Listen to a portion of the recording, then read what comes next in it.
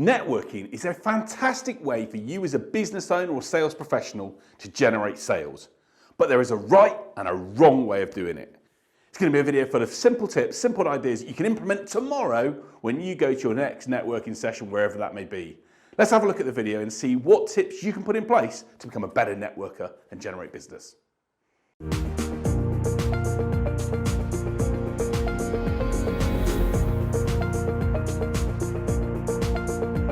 So when you're trying to win business, there are lots of different things you can do, and I've created a video on how to generate leads for your company.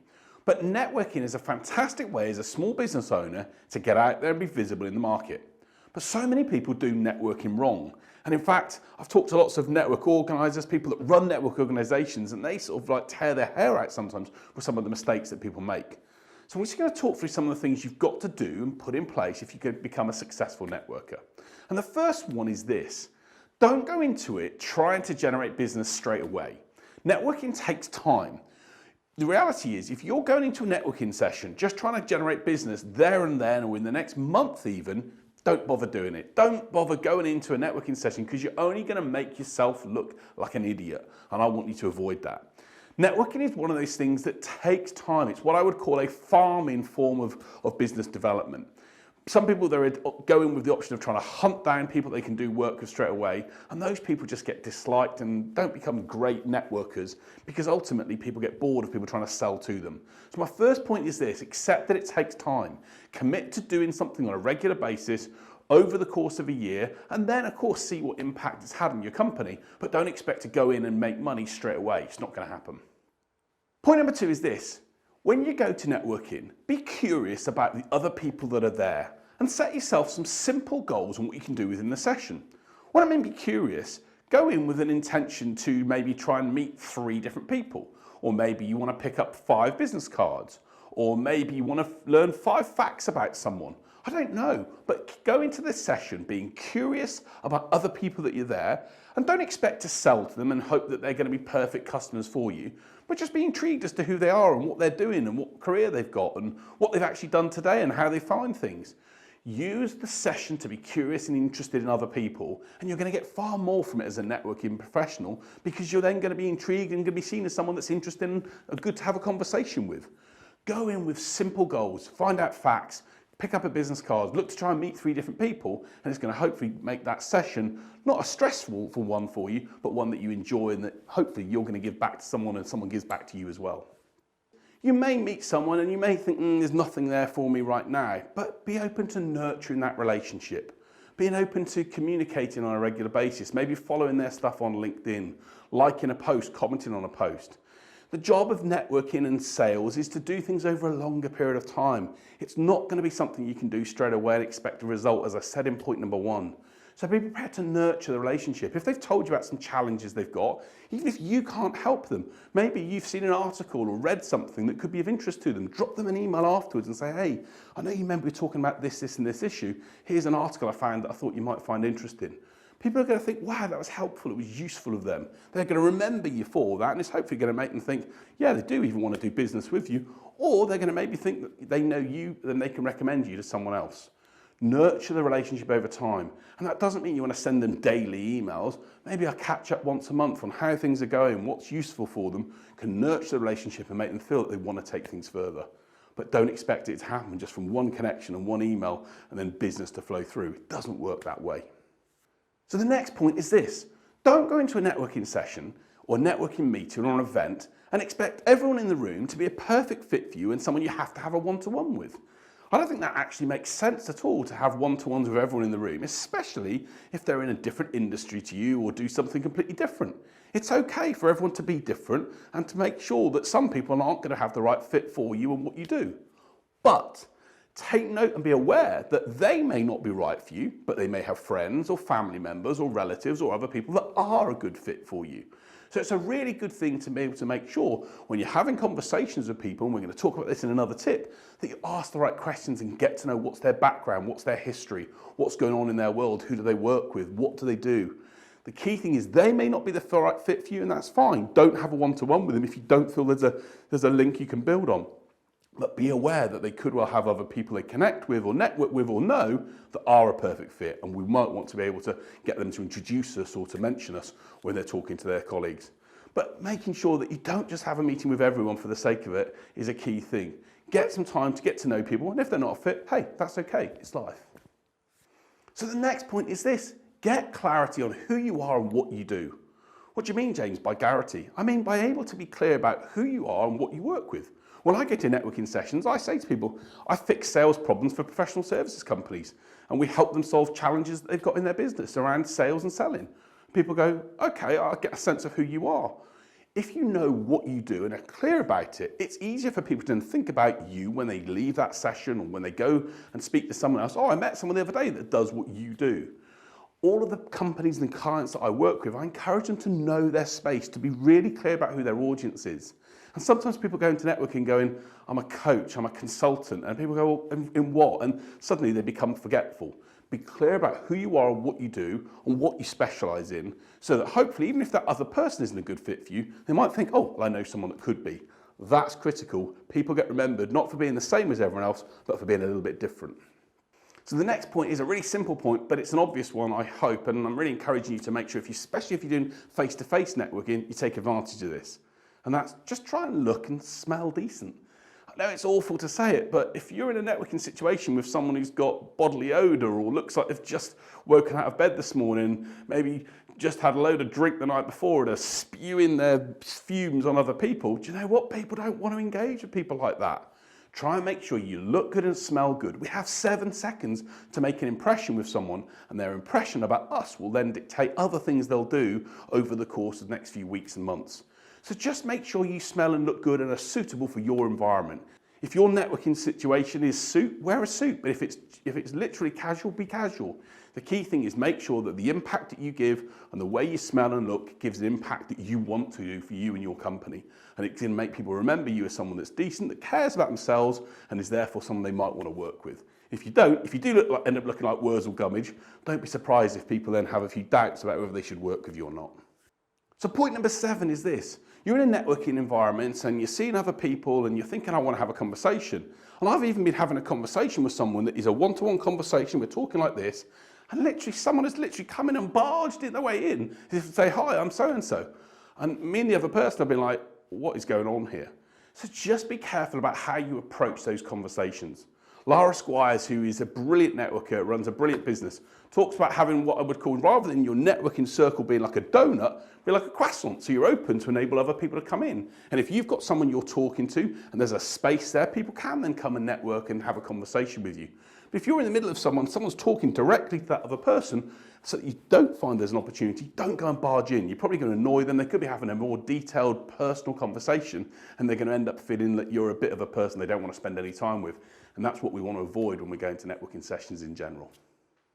And point number 8, leading off from the last point, is if you are going to go in and engage with someone and start having that conversation, please don't start going in there and reading off a pitch about who you are and how great you are and how amazing you are. That doesn't work. People don't want to hear about how amazing you are and how brilliant you are. There may well come a time where that has to be brought up and as a discussion.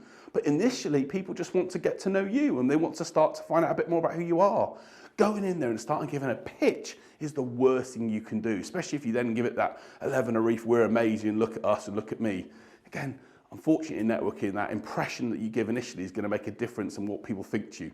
Just go in there, be yourself. We'll talk about some of the other things you can do, but be curious in other people, be intrigued by what they do. Yeah, sure, when people ask you about what you do, you can share out information, but be focused on building a rapport and a relationship rather than trying to sell there and then. So the next point is a difficult one in networking, but it's something we have to get right.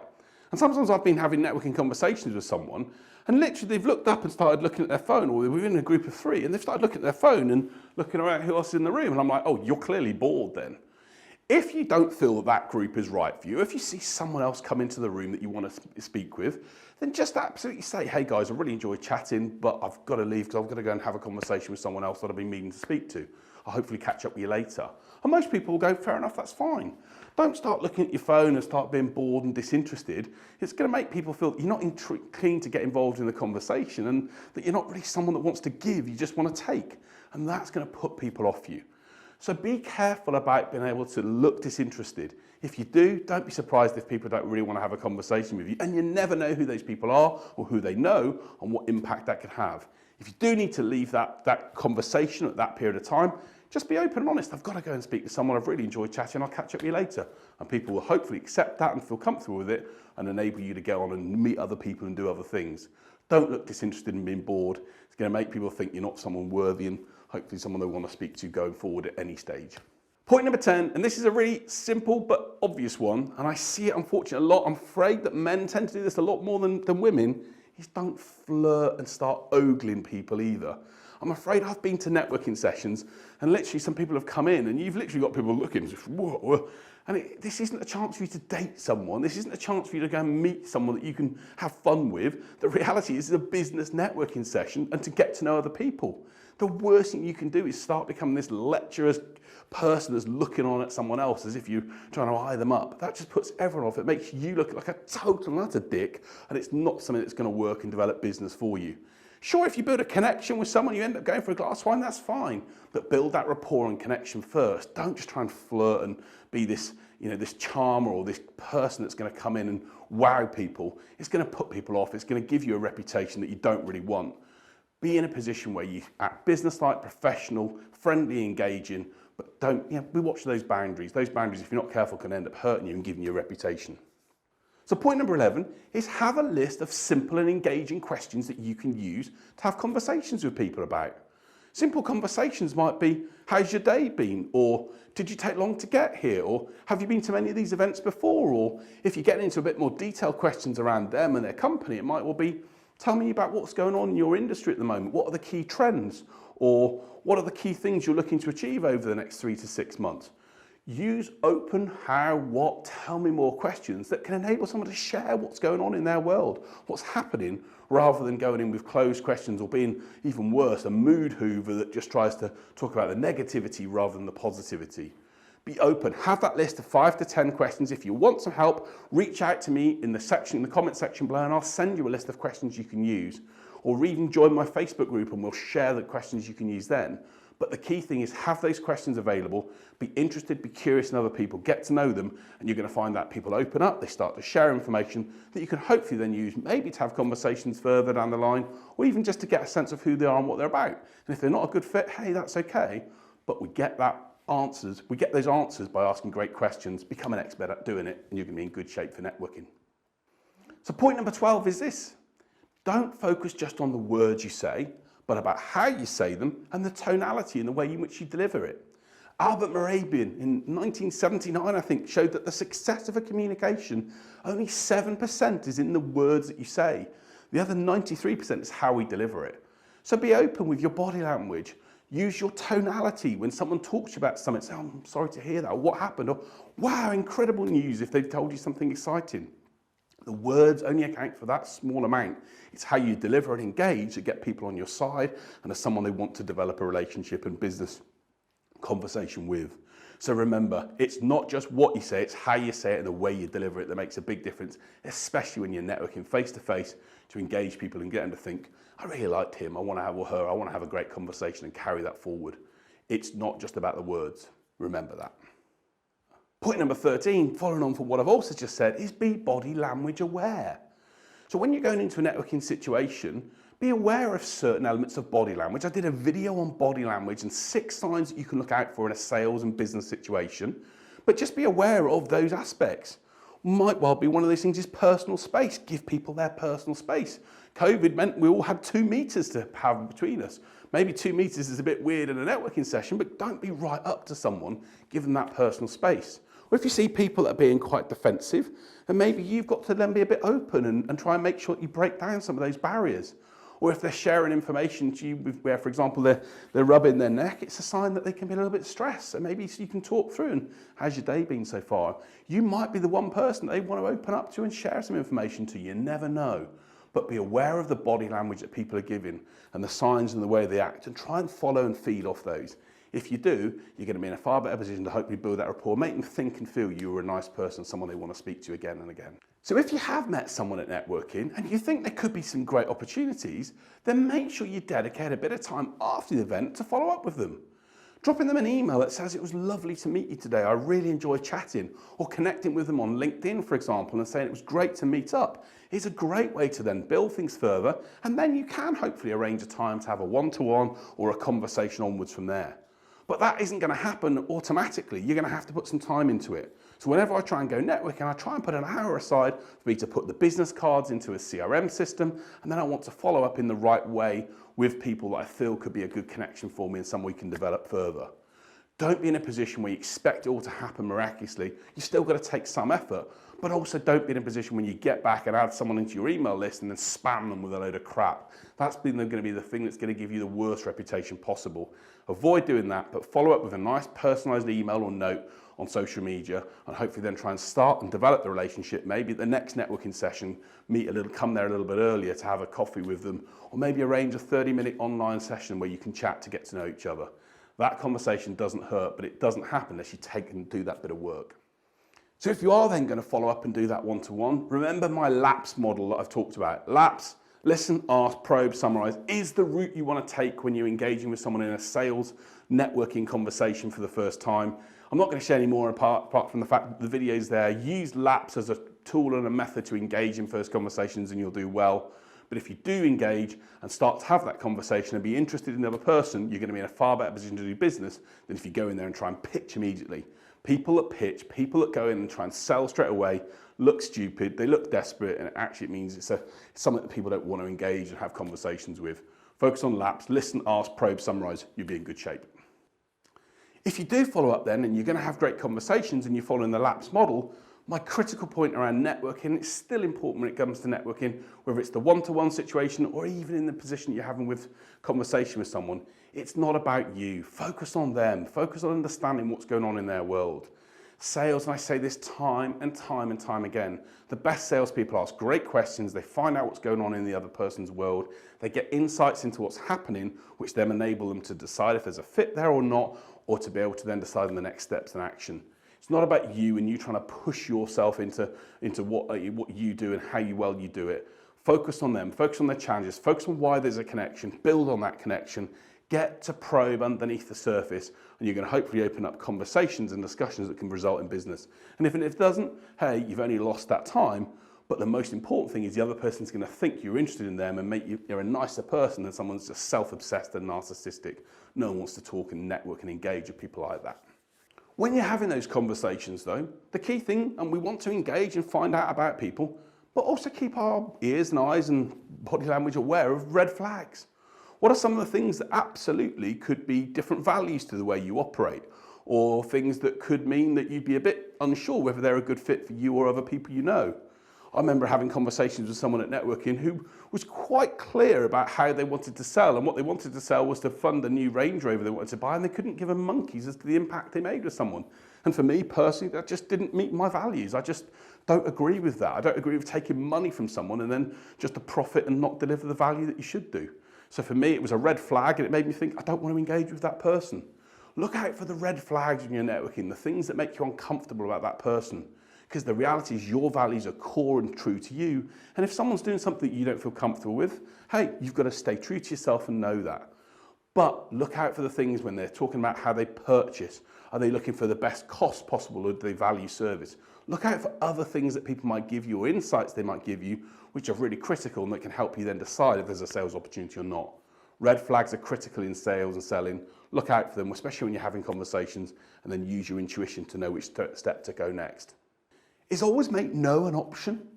When I'm having a conversation with someone, I will actually say to them, hey, look, it may well be we're not a good fit. It may well be that there's not an opportunity to do business together. And if that's the case, hey, that's fine. It's been great to meet you, and look, we can build each other's network up and see if we can help each other.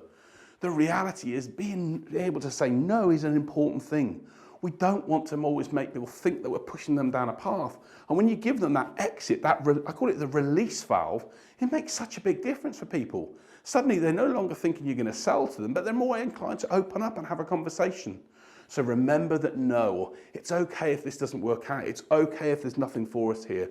If it turns out there's no business, then that's no problem at all. It's been really great to meet you. It's going to do more than you think. It's going to enable people to engage and work with you and get people to think that you're a great person they want to spend time with. But tell me what works for you. What are the things that you use and do in networking that makes a difference in your business? What are the things you've seen that you think, oh, get rid of that person, or I don't want to see that sort of activity or behaviour go on? Put it in the comments section below and tell me other things that we should be adding to this video in time.